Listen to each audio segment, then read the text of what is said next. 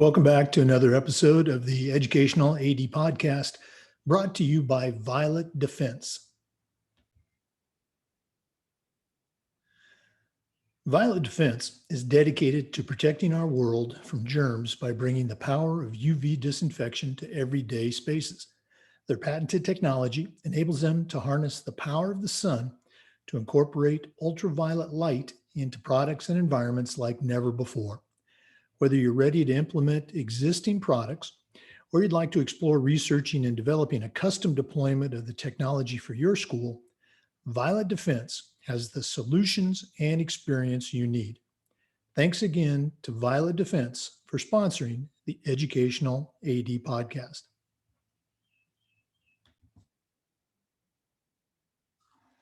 The FIAAA also wants to thank our great sponsors, including our diamond sponsor, Varsity Brands, including BSN, Varsity Spirit, and Herff Jones.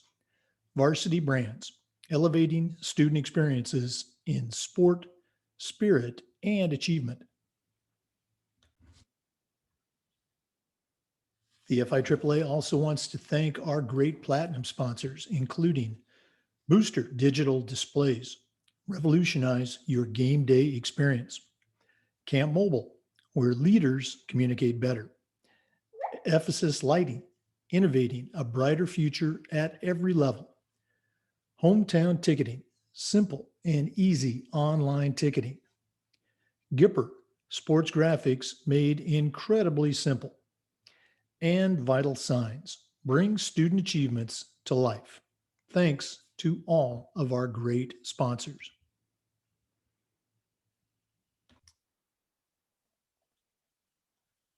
Welcome back, everyone, to another episode of the Educational AD Podcast, brought to you by Violet Defense. Our guest today is Kayla Stewart. Kayla is an aspiring athletic director, and she's currently working at the Moniteau R-1 school district in California, Missouri. We met through Kayla's master's degree program, which she recently finished with the William Woods University Master's in Athletic Administration program. Kayla, welcome to the podcast. Thank you for having me. Appreciate it. Well, it was nice getting to meet you and some of the other students, along with my old friend, Dixie Westcott. So we're excited to hear what's happening in your neck of the woods. We always like to let our listeners have a chance to get to know our guests. So tell us a little bit about yourself. Where'd you grow up? Where'd you go to school and college? And how'd you get on this path that's hopefully very soon leading to athletic administration? Well, I grew up here in Central Missouri in a small school, a 2A school, where all of the students did pretty much everything. So pretty much every athlete was a multi-sport athlete, which started those interests young and kept them all the way through. And my dad was a coach. Anyway, from Russellville, then I went on to MSU, formerly known as SMS in Springfield, which I love that town. It's a great school, and pursued actually some communications first, and then went to education, and it ended up back at Central Missouri at a school called Eldon, and taught 3 years there, high school, and then taught a few more years in another school. After having 4 kids, we got back into teaching. That was starting over twice, which if you want to test your iron, that's a good way to do it. Absolutely. And then, yeah. Yes. So first year teacher twice, and I'm going to try it one more time. I've moved over to a 3A school to get back into high school. I taught middle school for years and loved it, but have moved over to a high school to teach some actually more of the activities side of administration in athletics and activities with theater. I'm looking hopefully one day to get a little more into the AD side of things, but it's been a fun trip so far. The master's program, I just kind of started because you have to pursue a few more hours somewhere along the way to help with salary, and also to open up a few more opportunities. And I didn't really see myself as a principal, So I kind of like the administration of working with those sides of kids that you see outside the classroom. And that's why I hopped into the program at William Woods and met you and Dixie and a lot of great professors there. Oh, well, you met me there at the tail end just as a Yeah. special guest, but no, I always love to hear the stories, and I can certainly relate. My wife and I are both career educators and coaches, and we only had 3 kids, but definitely bring some challenges and some excitement to teaching and coaching and being an AD. So appreciate you sharing that. Um, Kayla, in our business, we always talk about the importance of leadership and particularly mentorship. And I'm always curious, who were some of your mentors, either parents or family members, or maybe coaches that you had growing up, maybe even people that you've worked with or worked for? The expression I always like to use is I still hear those voices in my head when I'm talking to a kid or a parent or someone. So, do you have any voices that you still hear? I do. I actually have a certain sentence that I hear over and over, which I think applies sometimes more to coaching than teaching in the classroom. It was actually my LA teacher in high school told me I needed to be more terse and less verbose, which I had to go and find a dictionary and found out that yes, say what you need to say and move on. So I think that as I grew up with several different coaches in sports, I found out that sentence applied really heavily to coaching. Let's say it and then let's do it. Mhm. And so that's kind of, I guess, a theme, and it seems to build some confidence with the kids. Mhm. If we say it and then we attack it and we adjust as we go, you just feel like you're really making progress pretty quickly, and we're not just talking about it. Other coaches, I've had a lot of great coaches. My dad was a wonderful coach. We would, after any game we had, he'd always support the coaches. It's what the coach says. That's what goes. And then we'd go to Dairy Queen and mark out plays on napkins. And that was kind of how we grew up and what we needed to do differently on plays. And then as I became a teacher and worked with our AD and different ADs, um, letting everyone know the goal was really important. Our AD right now, Lucas Branson, did a great job with my son and my daughters, for that matter, baseball and softball, and he's the AD. And one of his go-tos every year is an index card where the kids write team goals, personal goals, not only for baseball, but for outside of the sport. Mhm. And then he revisits them individually with that. And he does that with my daughter, who's now playing softball. And I think that lets them see that athletics actually does do a good job of well rounding you, not just for your for what for your for winning and for your improvement on the field or on the court, but also just in living and what you're going to do with your life. Oh, absolutely. Again, you and I, we're preaching to the choir right now, but we know the value that sports has, and it's great when our own kids or even students that we've coached, can experience that through another great coach. So very cool. What were your? I'm curious. What were your sports back in the day when you were playing? Softball, basketball, track.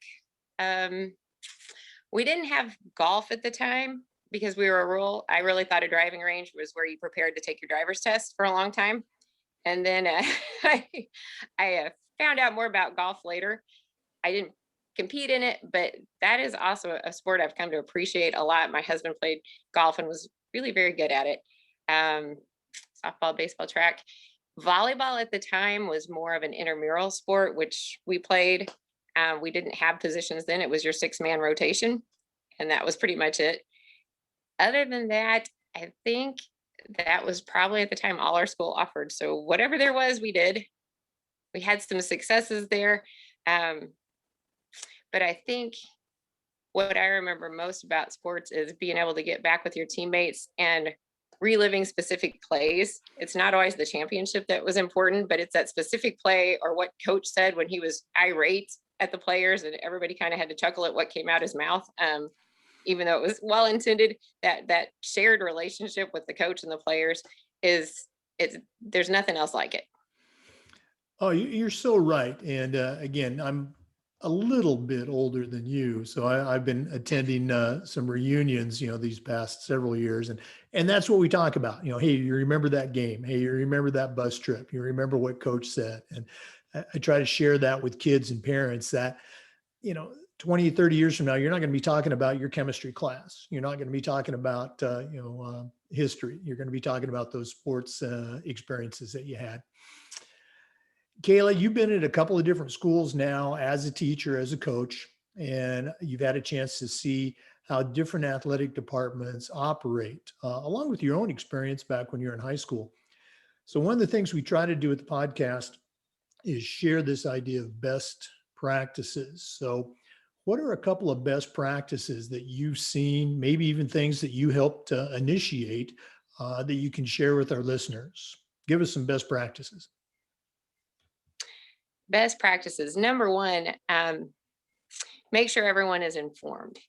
Uh, at Russellville, Lucas Branson, who I talked about earlier, he did a really good job of having um, a chart sent out to officials, scorekeepers, gatekeepers, ticket takers, even parents when schedules had changed, so that you could look for each week, and it was weekly.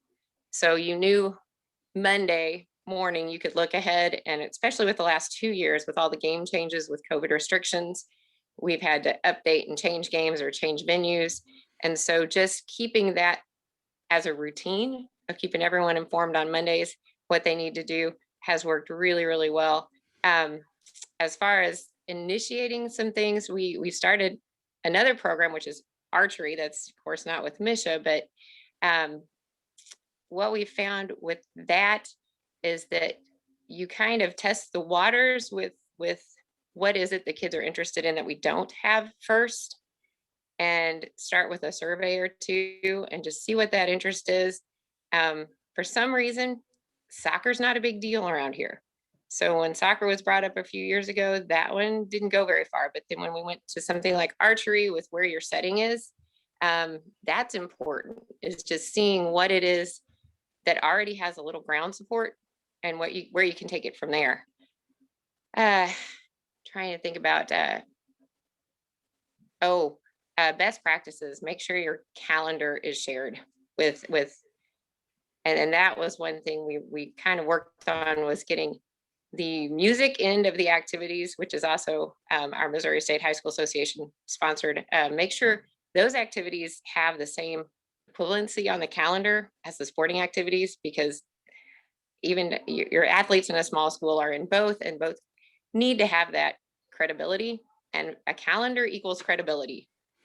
I don't know how I can emphasize that anymore, is if you have your space on the calendar, um, it gives that activity or sport its due value. And people look at that, and they do notice. That would probably be the best two pieces of advice, or I don't know if advice, I haven't been in it, so I can't say it's advice, but observations. Let's say it that way. No, again, you're absolutely right. I mean, I still remember my very first head football coaching job. I was very young, but it was a small town farming community. And at halftime, I'm taking our 19-man football team into the locker room, and 5 or 6 of the starters were saying, Coach, we got to go. And I go, what? What do you mean you got to go? I said, oh, we got to go play in the band.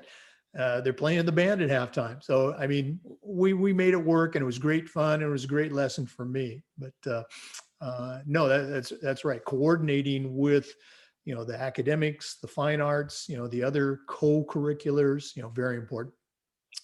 For our listeners, we are visiting with Kayla Stewart from Missouri. We're going to take a quick break, and then we'll come back. But now we're going to hear from our podcast sponsor, Violet Defense. Violet Defense is dedicated to protecting our world from germs by bringing the power of UV disinfection to everyday spaces. Their patented technology enables them to harness the power of the sun to incorporate ultraviolet light into products and environments like never before. Whether you're ready to implement existing products or you'd like to explore researching and developing a custom deployment of the technology for your school, Violet Defense has the solutions and experience you need. Thanks again to Violet Defense for sponsoring the Educational AD podcast.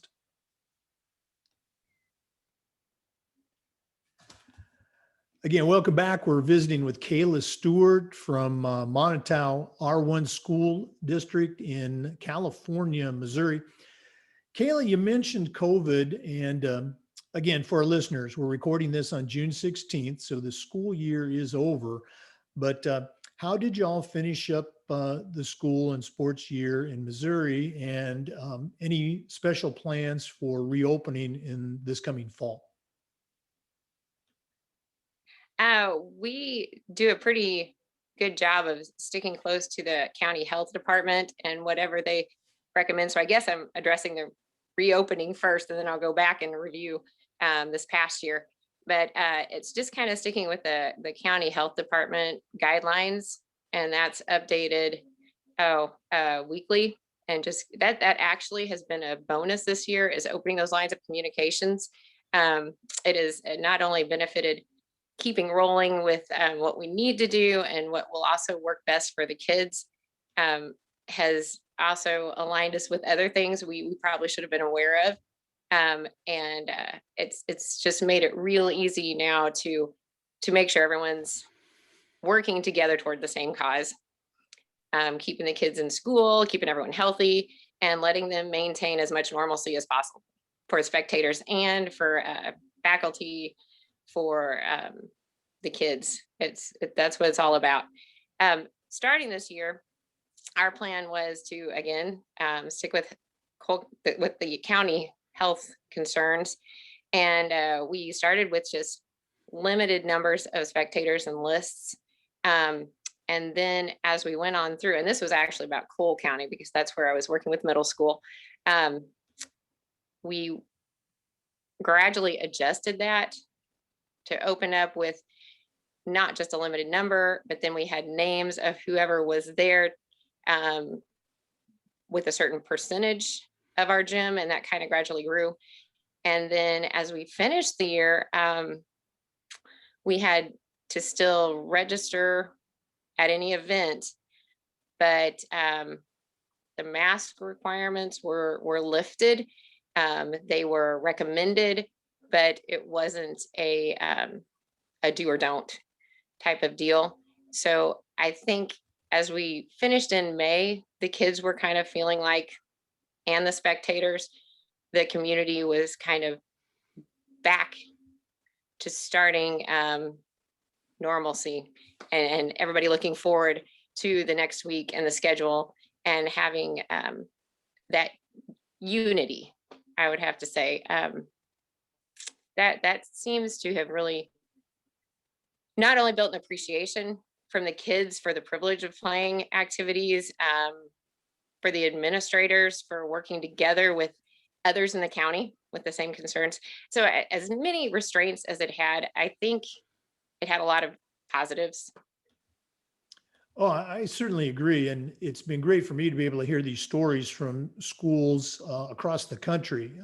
Some started the school year out with hardly any modifications at all, maybe masks and maybe social distancing. But other states, as you know, didn't even start sports until January, in some cases, February, March. So I think regardless of when you started, there was a tremendous appreciation by all the parties of being back on the fields, back on the courts and being able to participate in athletics. So glad to hear that. Okay.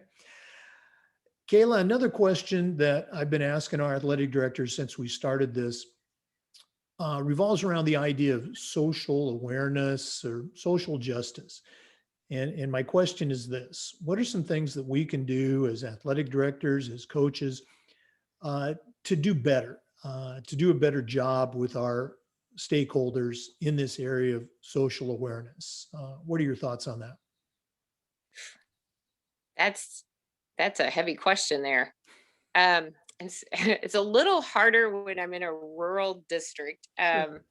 We don't have quite the demographics as other places.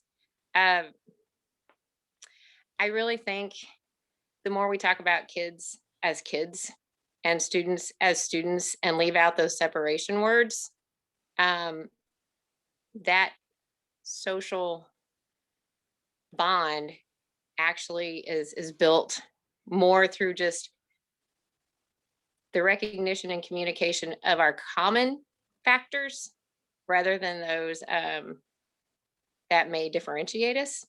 Does that make some sense? It sounds kind of like a political answer, but it's the social awareness also is just keeping updated with things like your podcast. ADs getting on and listening to podcasts from not just your section of the nation, because you do need to know what's going on. Like you're in Florida, right? So is that okay? So today you are, huh?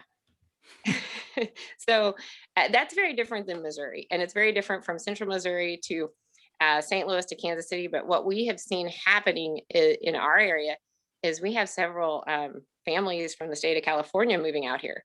So keeping up with those national social issues, reading. Oh shoot, I can't think of it. It's the high school magazine. Oh, I read a lot of them this spring. Anyway, those articles, I would subscribe to a monthly magazine in your field, especially with athletic directors, and read up on what the national uh, organizations and the state associations are bringing up as concerns, and to be aware with how they're handling those. Um, and I think that then, if you take that information and mold it to your area and make sure you are including those coming in for there seems to be a little bit of a migration from the west coast to the central Missouri area, and so that's making us have to be a little more aware with what is going on out there and how we can acclimate everyone to here, and keep those kids involved and inspire them to be familiar in the community and comfortable, and also willing to get in there and participate. Hmm. No, and again, you're spot on, and I didn't mean to put you on the spot there, but being aware, reading, listening, staying current, those are all things that we need to do to help our kids, regardless of their demographics, to help them be more well-rounded as they grow up. So appreciate you sharing that. Let's lighten things up a little bit. Another question I always ask is, what's your favorite part of the job? And invariably, the AD will answer, oh, it's the kids. And of course, it's the kids. Okay. But acknowledging that you love your kids and the kids that you teach. What are some other things that get you excited about coming to school each day? You never know what to expect. I think that's what gets me excited is it's to coin a, to borrow a phrase, it's a box of chocolates every single day. Mhm. And I think that's exciting. You don't know if they're going to come in with a heavy concern that you're going to be there to help with, or a staff member will have a quirky story to tell, which honestly, the quirkiest stories end up being life lessons that I end up using in class with the teacher's permission, of course. And I think that relationship, and I think kids still sometimes think teachers and administration live at school. And when you can find those random stories to share with the kids that they recognize you as human, which sounds a little funny, but then they get a little more connected with you. And I think it's those connections. And then the other thing is when the students or even teachers or staff members step out into uncharted waters, something they're not familiar with, and they realize that this has a lot of value, and I found out I can do this. It widens everyone's interests, and makes us all grow a little bit more. For example, having a student who's an athlete actually enter a speech contest, and realize they have a lot of valuable things to say. And then what's even more fun is to see their parents sit in the audience and be applauding them for their academic efforts, not just cheering them on for what they did on the court. Um, so I think finding those things to be excited about each day and never knowing what you're going to get. And it's just kind of a challenge. Sometimes people look at hurdles as problems. I think they're just a pretty cool obstacle course. Uh, so I get excited about that. It sounds strange, but you just never know, and that's what's cool.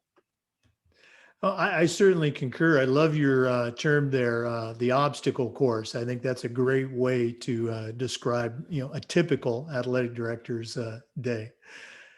Well, Kayla, this has been so cool to connect with you again, but we're not quite done.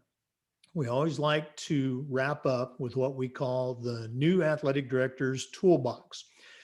Now, as we mentioned, you're not an athletic director yet. You're an aspiring AD, but you certainly have had a lot of experiences as an athlete, as a coach, as a teacher in a couple of different settings. So I'm going to ask you right now to send out a brand new athletic director on the very first job, but I'm only going to let you put 3 things in their toolbox. What 3 items are going to go in Kayla Stewart's athletic director toolbox? Number one is going to be an open mind for whomever you're speaking with, because everybody has a different perspective. So what you saw happen is not going to be the same thing that someone else saw happen or was interpreted. So I think you need to have that open mind to hear the angles. And number 2,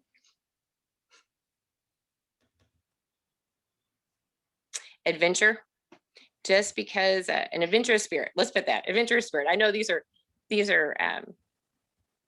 not grounded ideas, but if someone has a new idea to try, give it a whirl. You never know. And then number 3 would be subscriptions to podcasts and magazines. I noticed, I hope you noticed I was writing all of these down. And, they're great. We've done a ton of these so far.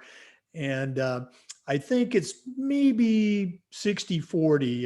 40% are, let's say, real tools, like a planner, an organized cell phone, that type of thing.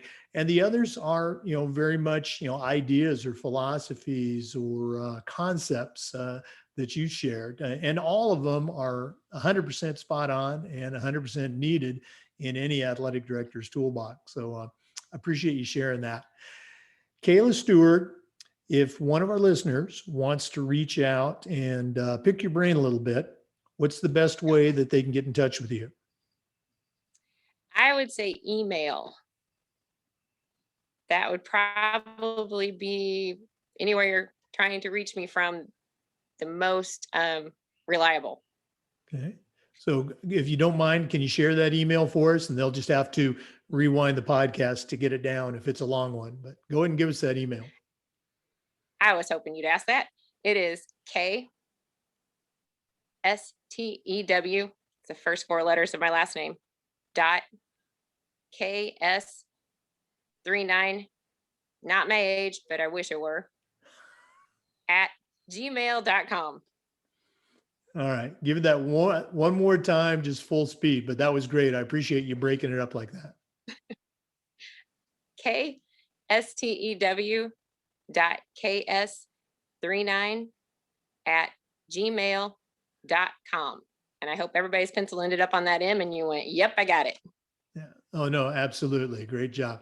Kayla, thanks so much for being on the podcast. All the best moving forward. And, hopefully we're going to be seeing that announcement that Kayla Stewart recently hired as the new athletic director at, fill in that school. I will tell you as soon as it happens. Okay.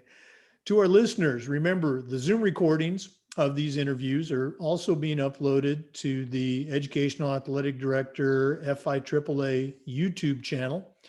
Thanks for listening. Come back again next time for another episode of the Educational AD.